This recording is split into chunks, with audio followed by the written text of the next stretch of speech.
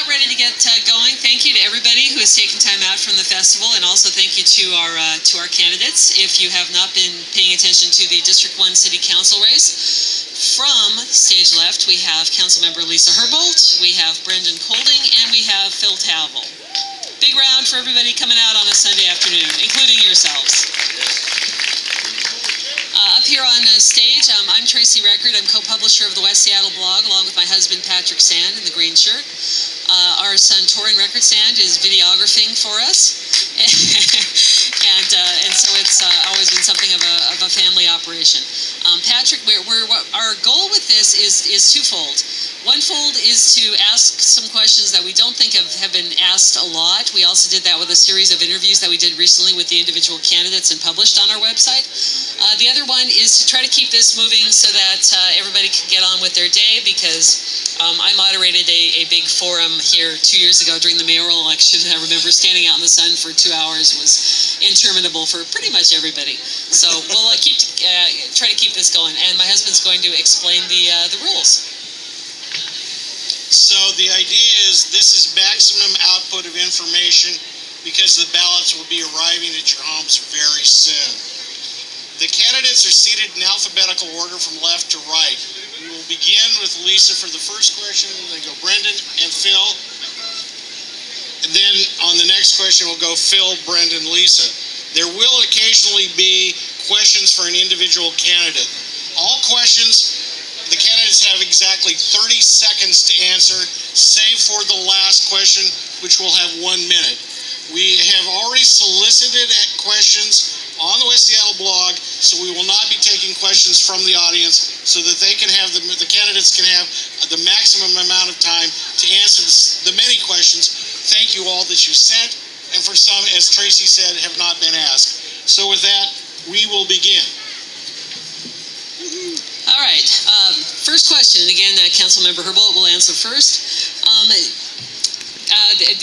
Immigration has been more in the news lately for a wide variety of reasons. Should Seattle continue to be a sanctuary city? Why or why not? Absolutely. So the city of Seattle, Hang on. Does that switch on? It is up. It's on, right? Try again. Hello. Yeah, try again. Hello. Hello.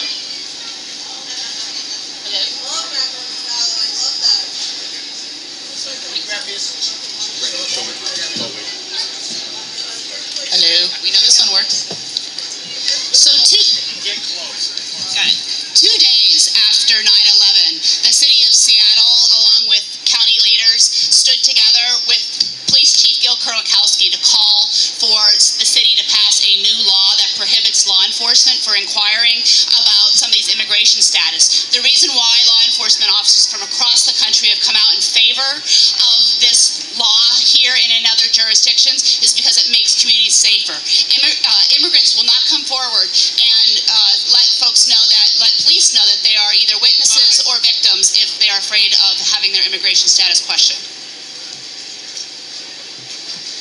Thank you. Having served on the SPD for over 10 years, I can tell you there's a great deal of value in having every single member of our community feel comfortable calling 911 if they need support.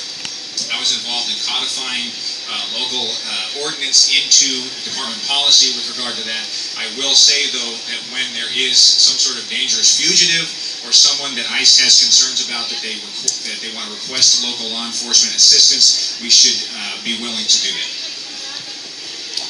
And I agree as well, after having done work with Northwest Immigrants' Rights Project and a lot of the people I've represented as a public defender, I do think it's important that we support the sanctuary city for Seattle, specifically for those reasons, making people comfortable to come out and speak with police so that there isn't a separate worry about that.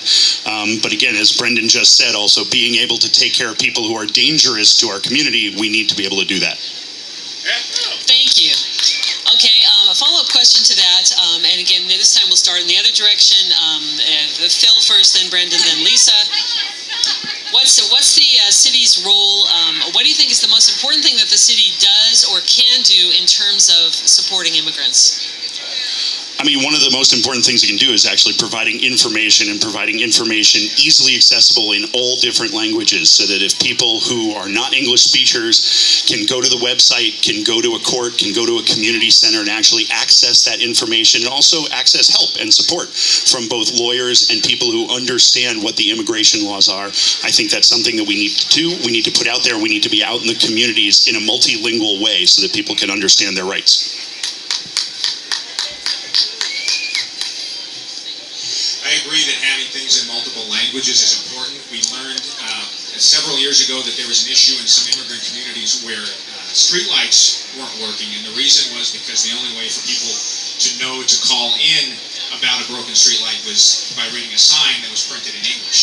So they went through and translated them into different languages, and they had that problem solved. It's all about being able to reach people and deliver services equitably across the community.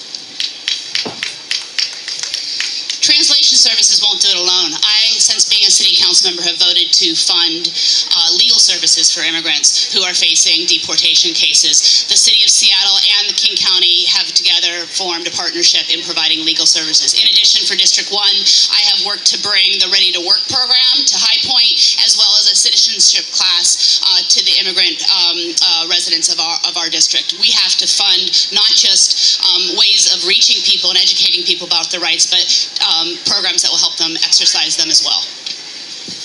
Thank you. Okay, next topic. On the ballot, along with the city council primary, are a couple of other races and a couple of other issues. One of them is the Seattle library levy. The original library levy several years ago was billed as an emergency stopgap measure to raise money because otherwise we were in a recession, etc. So the question that some of our readers have been asking is this library levy an expansion, because this is going to raise more money than the last one, needed? Why or why not? Councilmember Herbold. The expansion is needed. Our libraries have needs across the system that are just barely keeping pace with the use of the libraries and the needs in our diverse communities to make sure that we are meeting the needs of young readers, old readers, and generations of new readers alike. I support libraries, I support education, my family utilizes public libraries. That said though, one of the biggest pieces of feedback I get from the community is people feel like they're tapped out on taxes, they feel like the city is expensive enough to live in as it is, and there's a very, very strong push for using our existing resources effectively. I do believe, having worked for the city for a long time, that we do have the funds. It's about spending them more effectively and more efficiently, so for that reason I do not believe we need this library levy. And I also feel actually very much the same way that Brendan does, in the fact that supporting libraries is incredibly important, but I think one of the big shortcomings in our city right now is we aren't marshaling our resources properly. We have all of these levies, we continue hearing plans for new ones, but the thing we're not doing is saying, what have we gotten for the past one, and are we looking for any inefficiencies with our system that we currently have? So until we reach a point where I feel satisfied that we actually are spending the money intelligently and we've found the money that we need or we've looked for in other places, there isn't a need for more levies and taxes. Also on the subject of levies, everyone's talked about needing more money for public safety. So do we need a public safety levy? Phil? No, I don't believe we need, again, this is it. We don't need more levies and taxes. $5.9 billion, in my opinion, for a city of 800,000 people should be enough to cover everything. But what we don't know is we don't know the departments like Department of Transportation, Public Utilities, City Lights. Are they using the money effectively right now? And we need to do an audit of our systems, and we need to look at these levies, and we need to do a better job. Because if you can't measure your money, you can't manage your money. And I think right now we're not managing it properly. I also agree, no, we don't need a public safety levy. We had funds, we have more than enough funds. The thing is, we're not able to spend them because the community is not in a position where officers want to come here to work. The police department had to return $3.5 million back to the city's general fund at the end of the last fiscal year because it wasn't able to be spent on wages and benefits for officers. So the money's there. There are other issues we need to solve to actively impact public safety. Agree that we do need to figure out how to use our money that we have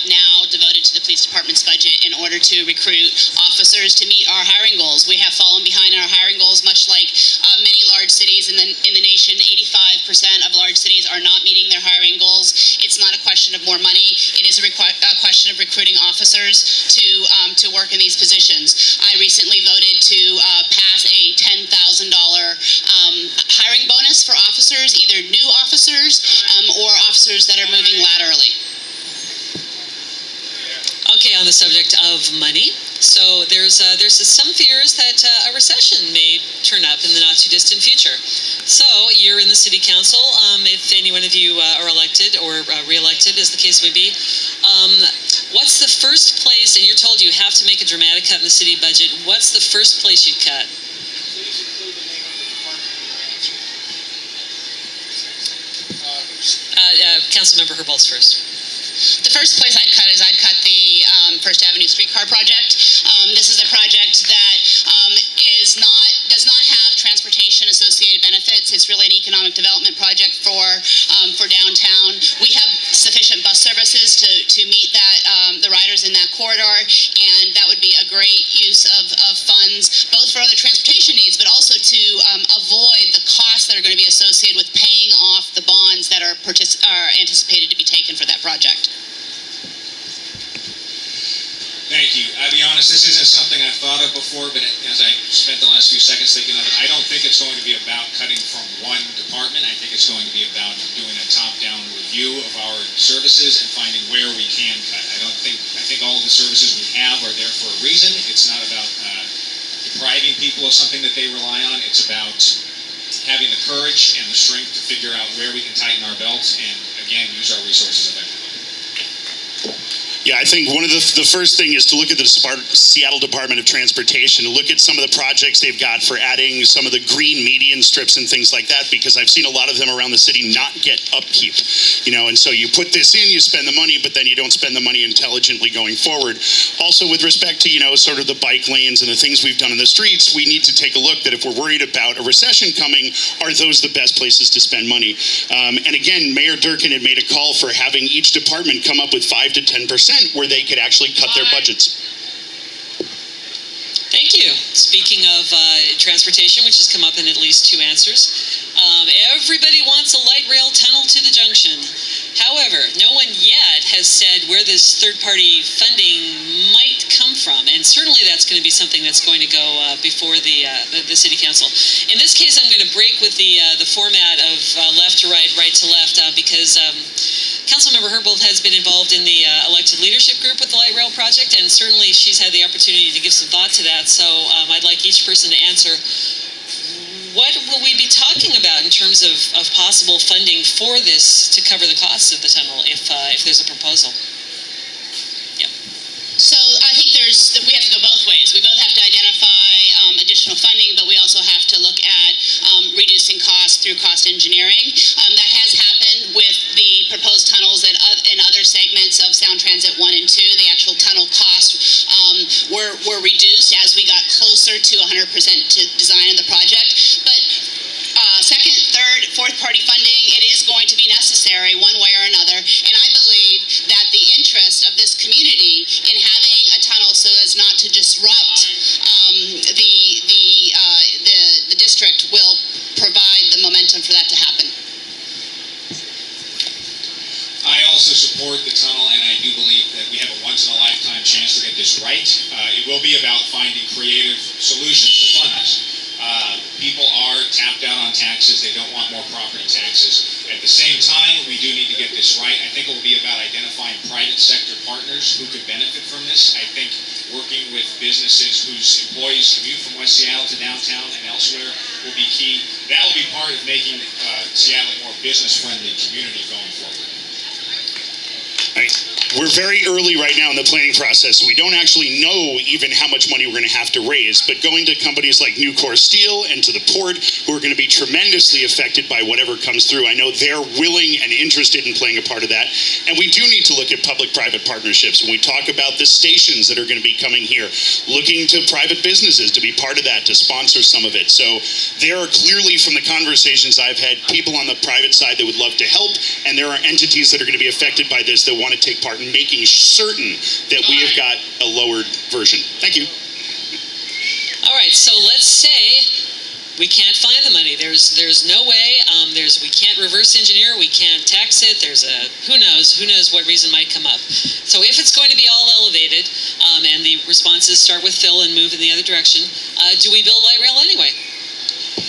I'm not completely certain. I mean, by the time we figure out what that cost is actually going to be, and if we find out that we can't actually have something underground coming in through a tunnel, and we are going to have a raised, 100-plus foot concrete monstrosity coming through here, I think we need to go back to the community. We need to ask everybody in District 1 to see what they think. Do they really want it? And by the time we're looking at it, if we're looking in the 2030s, might there be other options that we've had by then? And are we looking at, other things? So I think luckily right now we go straight forward with the tunnel option and then go from there. No, I'm not in favor of an elevated track. The overwhelming desire from the community has communicated to me so far is they don't want that. We're already in 2019 planning on something for 2030. If it takes till 2035, 2040, it's worth it to me to get it right. I don't think that we should be too quick to do something we can't reverse. People will be affected. Their homes will be subject to eminent domain. We'll have a blight on our landscape. We'll lose green space. We'll lose trees. And we'll lose the opportunity to ever get what the community truly wants. I really don't think we can answer that question based on the fact that this is a voter-approved measure. We can't make changes to it without going back to the voters, so we simply don't have enough information to ask and answer that question at this time. Okay. All right, another transportation/money topic. Congestion pricing, aka street tolling. And someone pointed out in our comment thread that this has already been asked and answered, but I don't recall it coming up in any of our interviews, so I'm asking it again, starting with Lisa and moving the other way. Do you support it, and why or why not? Congestion pricing of downtown streets will have a really profound impact on West Seattle drivers, and I think that there really needs to be an equity analysis of drivers based on where they geographically are arriving to downtown from. I also am concerned that we should take a look at whether or not there is an alternate approach, like for instance using congestion pricing on Ubers and Lyfts instead. That is a different approach that wouldn't take a vote of the people. No, I do not support congestion pricing. You pay your car tabs, you pay your taxes, you pay for the roads that get built, you pay for gas, you pay enough to drive. You shouldn't have to pay more to drive on the road. Further, that will impact people. It will not be equitable. We have people from all income brackets that have to drive into downtown. Some people have to get there at 3 a.m. to vacuum the floors in office buildings. Some people have to get there to make deliveries. This is not something that will be easily absorbed by the community, so no. Yes, agreed. No, absolutely no to the congestion pricing. It is another regressive thing to add on to an already regressively taxed area. Talking to a lot of the unions, they talk about the fact that you can't necessarily get to Seattle from outlying areas without your car. And if you're going there to work, and most often it's going to hit people at a lower income level. So it's not a good idea. We need to stay away from that. It's not going to keep our streets open anymore, and we are already paying enough for it. Still on transportation, parking.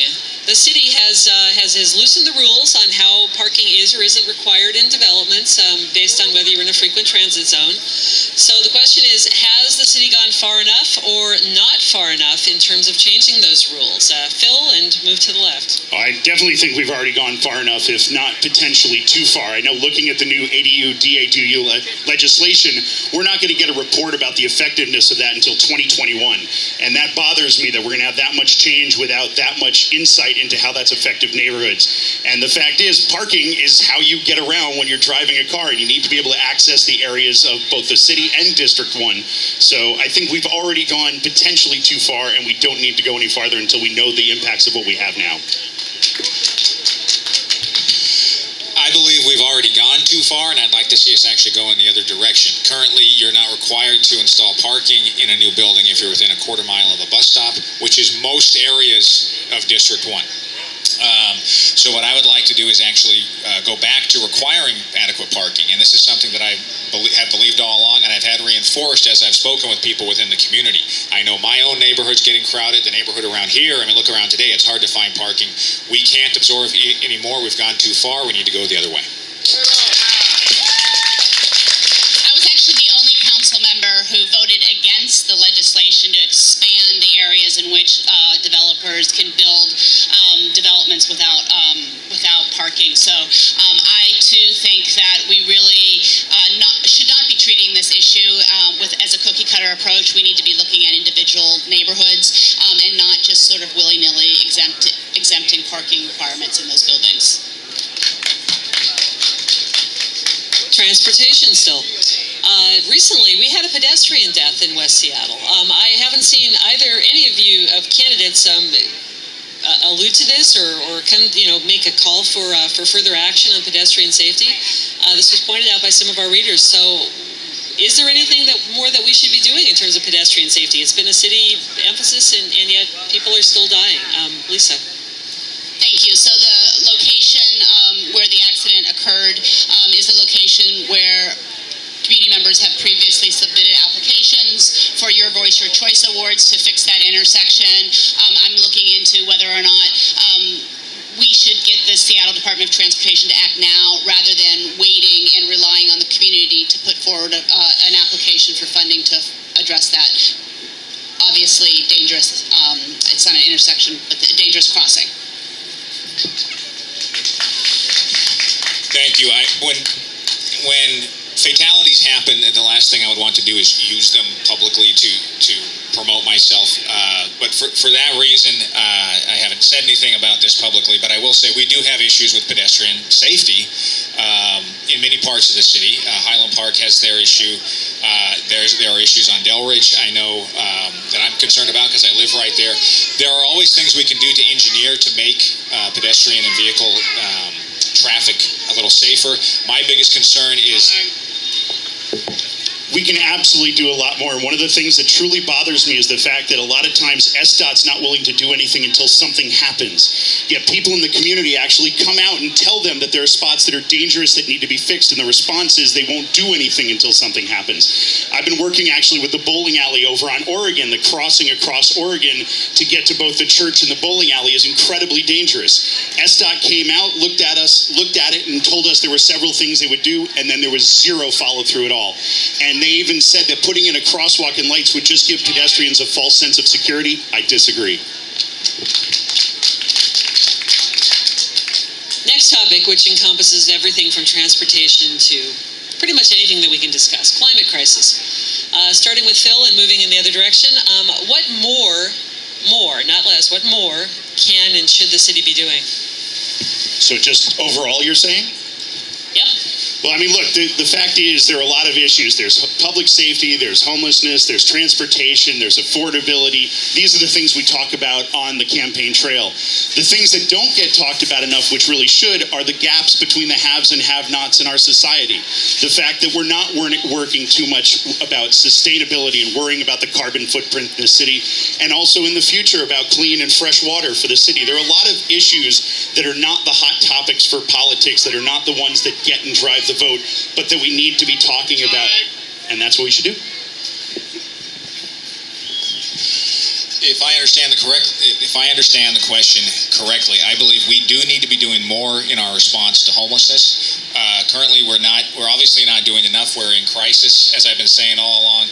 People are starting to realize that this is impacting West Seattle. We have an encampment several blocks away from here, and the question is how. I do need to interrupt. I'm sorry.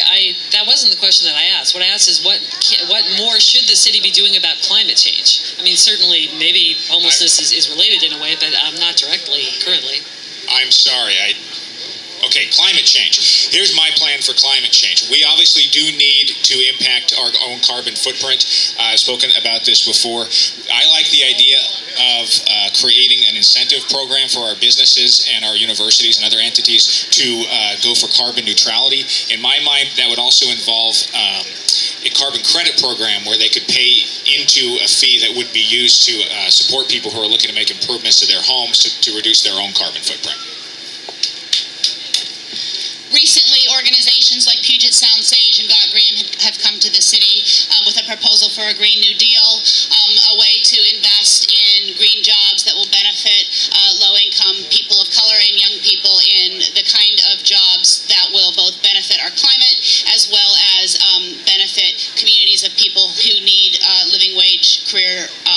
access jobs. As far as some specific items that I'm interested in following up on, I'm interested in looking at how to improve our recycling rates.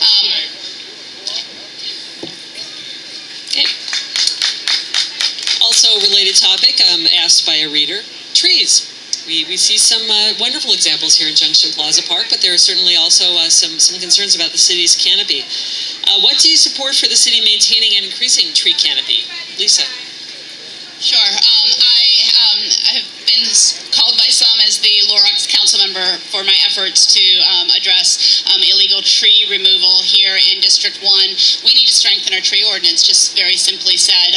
It's been delayed for over a year now, and we need the council to move forward and act both on preserving trees that are considered exceptional trees, as well as looking at percentage of tree canopy. Both are really important for our quality of air.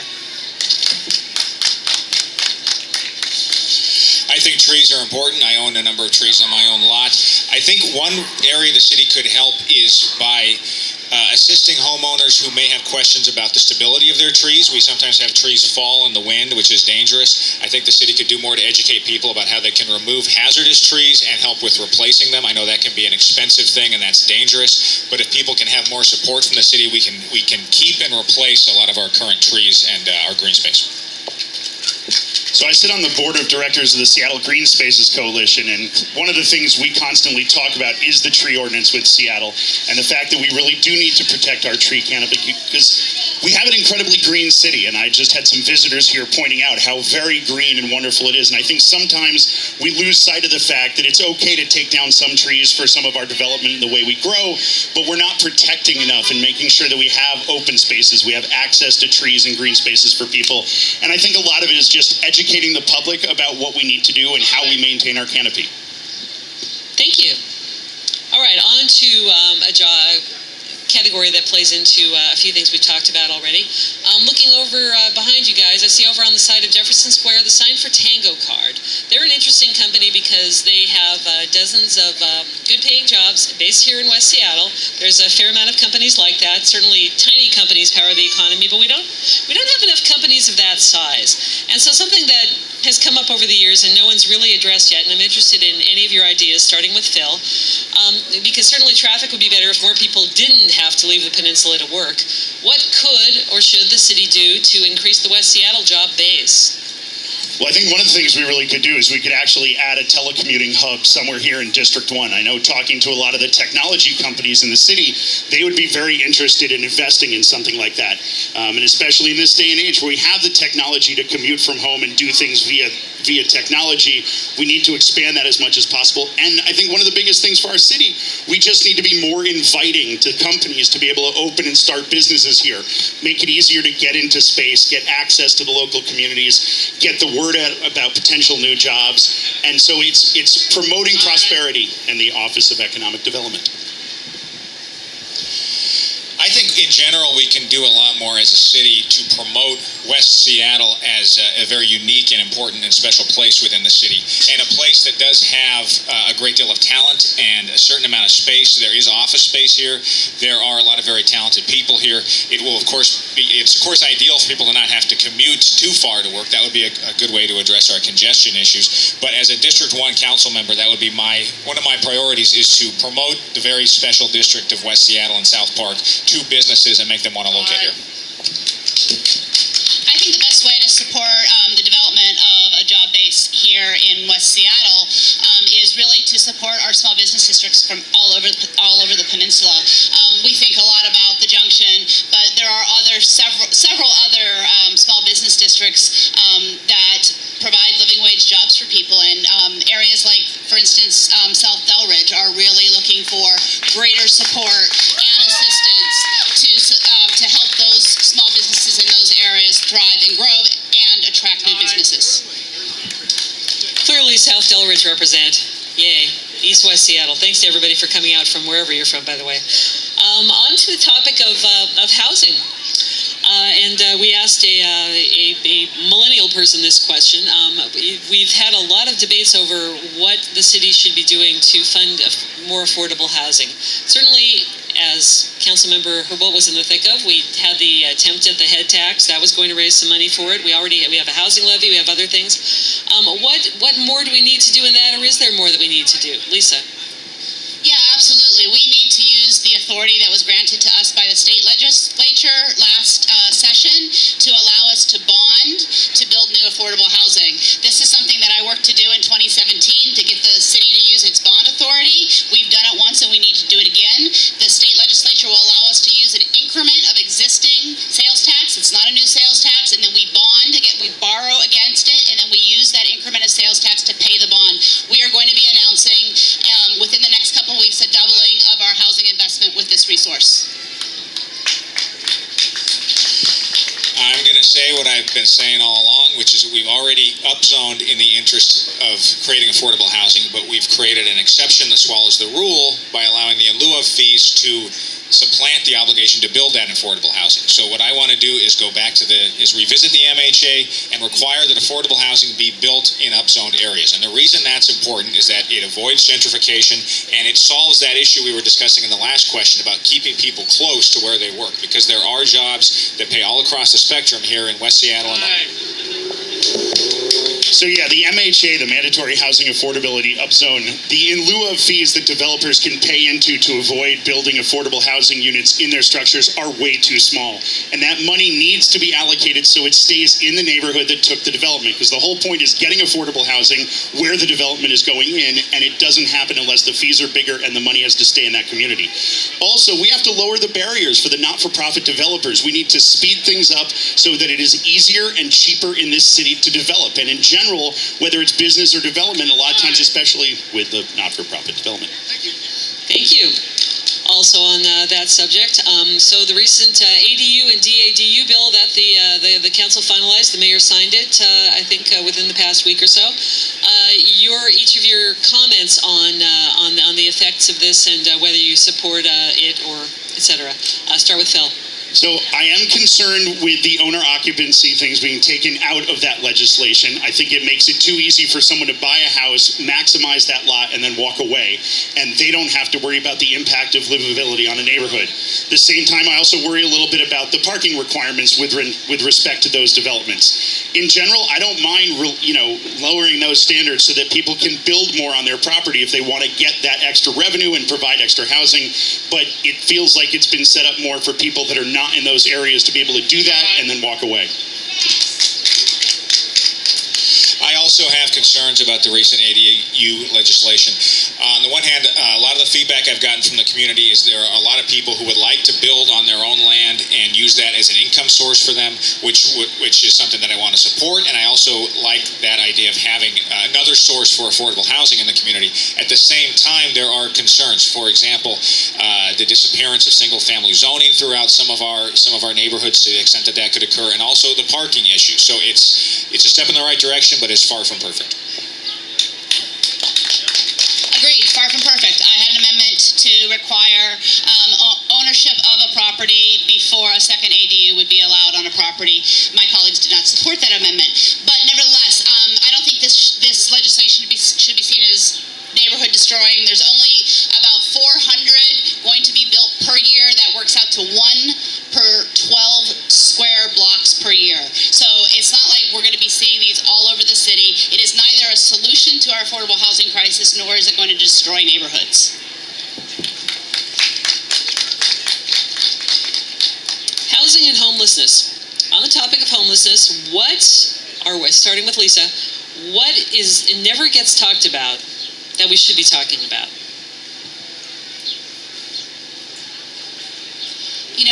I don't think I have a what never gets talked about, but I do believe really strongly that we know what interventions work and we need to bring them to scale. We talk about this as if it's an emergency, but we're not acting as if it's an emergency. There are 2 interventions that are proven to work. It's enhanced shelter, the kind of shelter that people come in from outside 24/7, low barrier, place to leave people's belongings. People will come out inside for enhanced shelter, and permanent supportive housing. Permanent supportive housing is the kind of housing that people, regardless of whether or not they have mental illness or drug addiction problems, will stay in. Successful interventions need to be ramped up. I think gets talked about the least, and should get talked about a lot more, is how we got into this situation. You never used to see people living on the streets in tents in quite the volume we see now in Seattle. That never used to be a thing. It's only within the last 4 to 5 years. So how did it get to this point? And how do we solve it? The way we solve it is by getting enough services to people, of course, and then enforcing the law when they won't accept those services or won't move along. But how did we get to this point? And that's what this election is about. Yeah, I think the thing that doesn't get talked about enough is that this is a problem of substance abuse first, mental health issues second, and affordable housing is third after that. And we need to be talking about the ways our communities can really, truly help people get off the street and get onto a path that's better.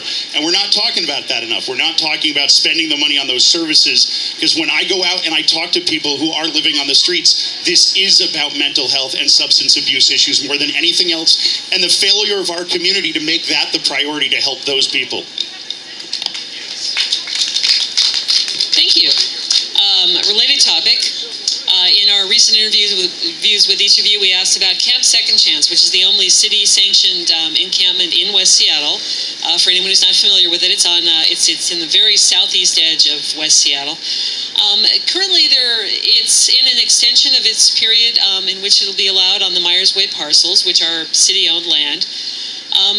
There's also talk of a faith-based organization coming forward to take over the lease so that technically the city wouldn't be handling the land. I'd like to know if each of you favors that approach or would rather see the encampment perhaps moved somewhere else. Start with Phil.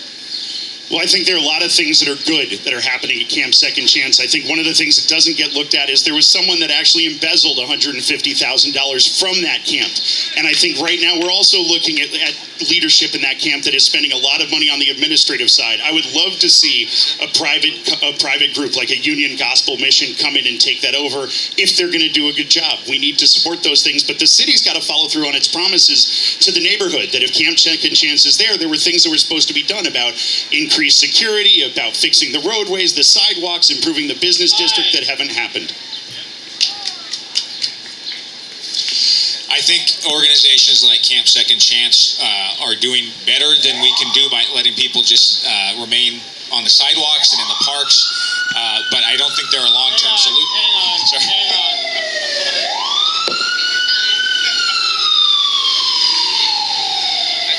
We'll let you start all over. Okay. Unless you like that in the background. All right. Well, thank you. So, Camp Second Chance. Basically, we need a better solution than camps and tiny hut villages. For now, those options are better than living out in public. They are safer, but there have been concerns, as Mr. Tavel alluded to. For now, I think it's better than nothing. I think it'd be very interesting to see another organization take leadership of that and work with the community to impact their life down there too. But long story short, I want to see these as a short-term solution. I want to just make sure that people understand that Camp Second Chance is not a recipient of funding. The suggestion that there's some sort of a current misuse of funding, I don't want people to believe that, walk away believing that they're misusing any city funding, which they are not a recipient of. Dozens of churches in West Seattle support Camp Second Chance and provide oversight, as well as a steering committee group that works both with the neighbors as well as the residents. I do believe, though, that that church.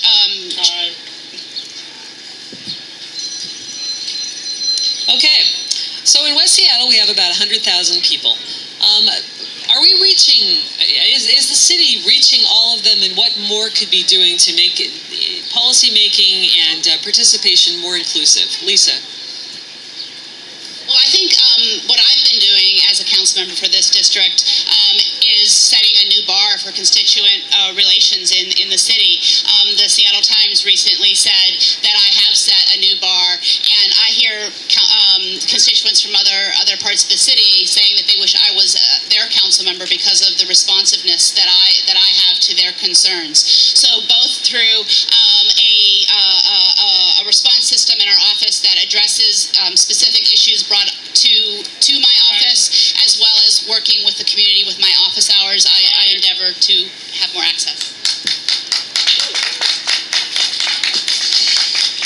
To whether the city is reaching enough people, having spent quite a deal of time knocking on doors and talking to people, and learning that probably the majority of people around here weren't aware that there was an election until I came to tell them about it. I really wonder, I'm going to say no, and what is the solution to that? I'm really not sure.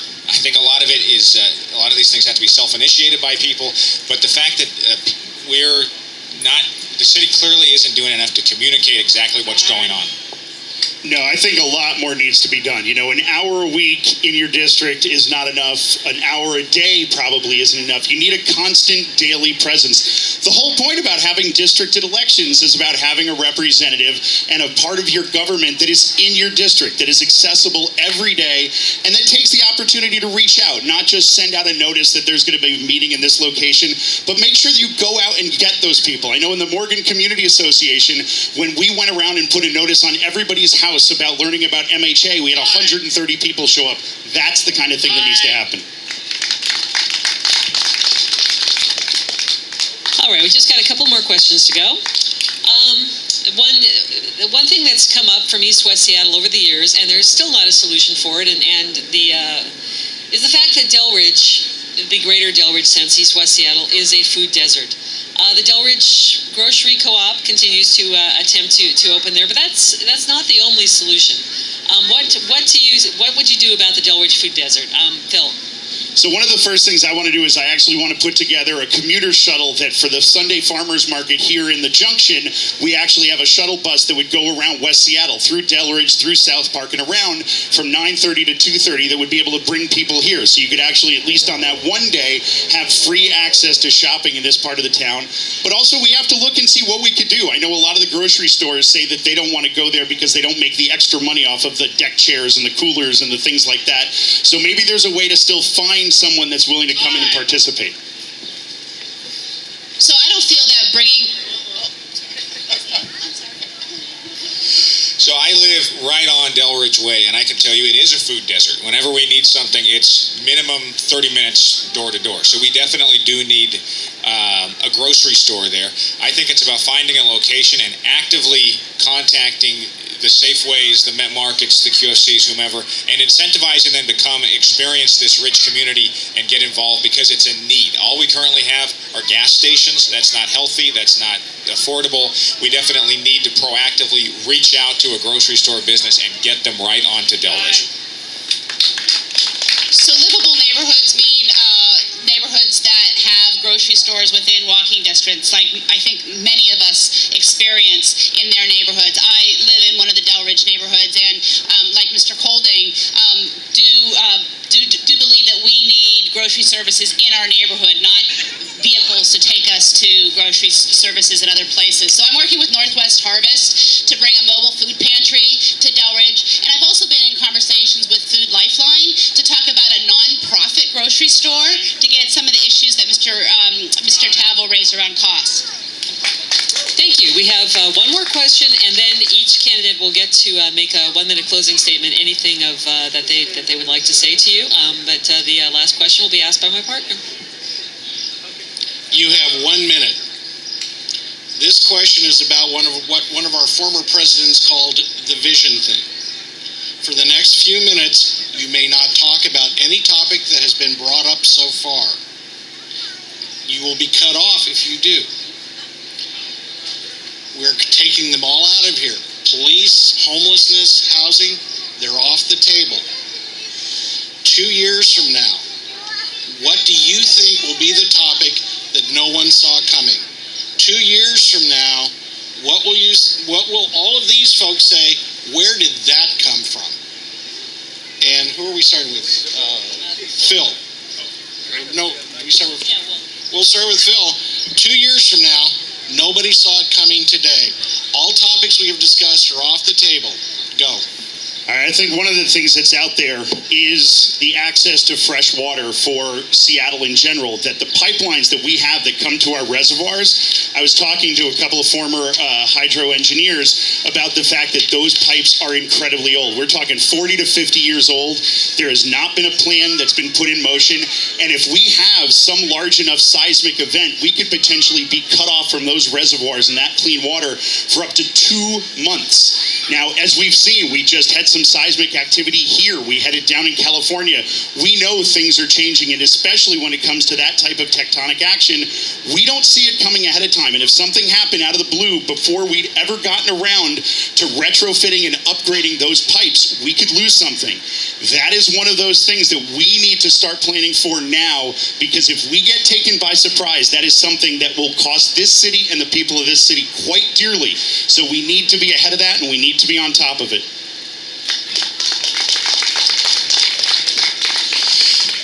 I agree with the concerns about emergency preparedness. I've been speaking to that all year on these topics. To differentiate myself with that minute, I'll go to a positive place. And I think that in the next 2 years, there's going to be the next Seattle business boom that's going to happen. We're going to see something like what we didn't see Amazon doing back in 2008, 2007. We're going to see a resurgence because we're going to have a new city council. We're going to have new leadership.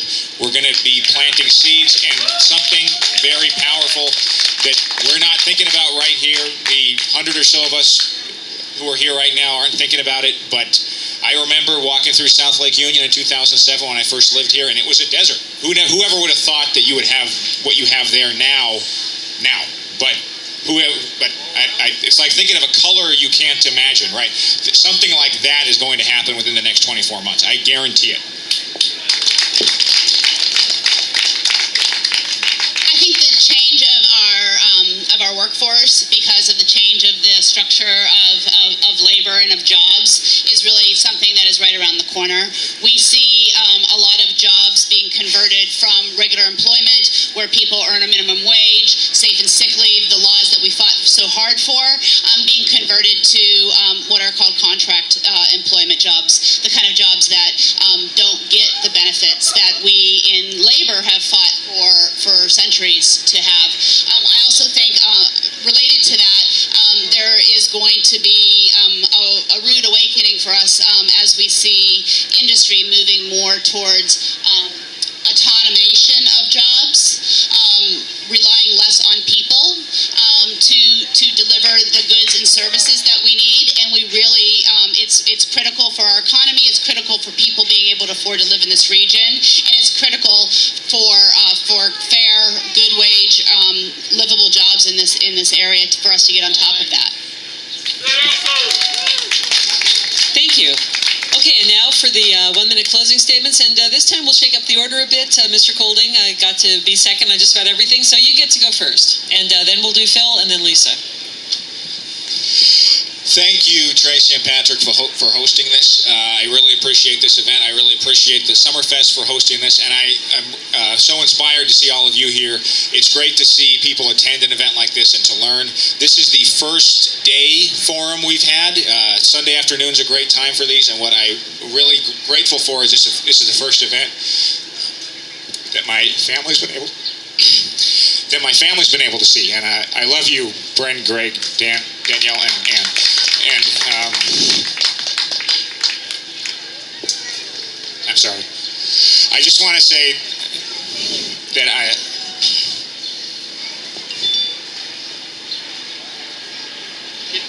thank you. Thank you, everybody. This election is about change, and I'm running to try to impact that. I really appreciate both of my competitors here, and thank you all for coming. And I just would like to posit the question is, do you like the way Seattle is going? If not, we need change. Thank you.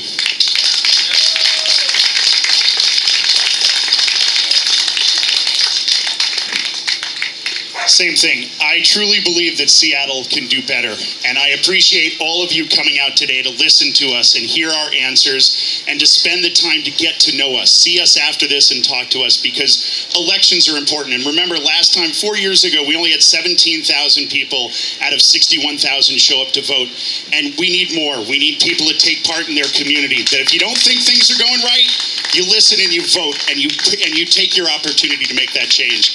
Because we do have that chance in a democracy that if we don't like the direction we're going, we change that direction. We need a city that listens, that truly helps, that understands its money, and that works collaboratively with people. We have an unbelievable, spectacular city and an incredible district here. We can do more to help people and work together. Let's focus on that. Let's build community. Let's build the hope. Let's bring trust and respect back to the process. I don't want to be talked to or at. I want to talk with you. I want to work with you. I want to be in this community asking what you need. Thank you. It's been an honor to represent this district over the last 3.5 years.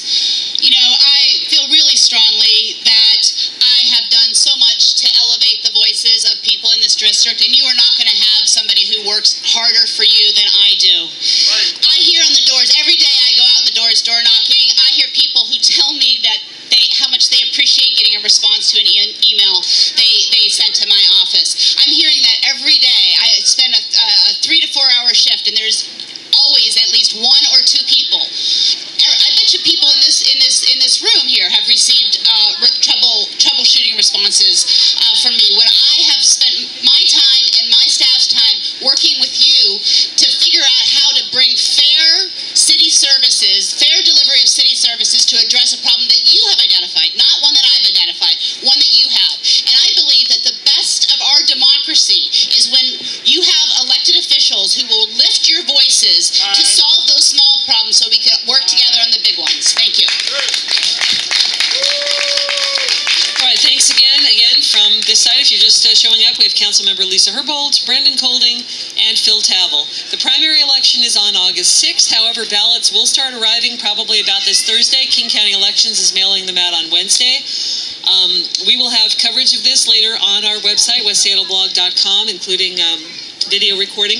I also wanted to mention that the West Seattle Chamber of Commerce also has a forum coming up pretty quick, coming up on Thursday night at South Seattle College, 6:30 p.m. So if you want one more chance to see everybody side by side, that's it, at least before the primary narrows it down to 2.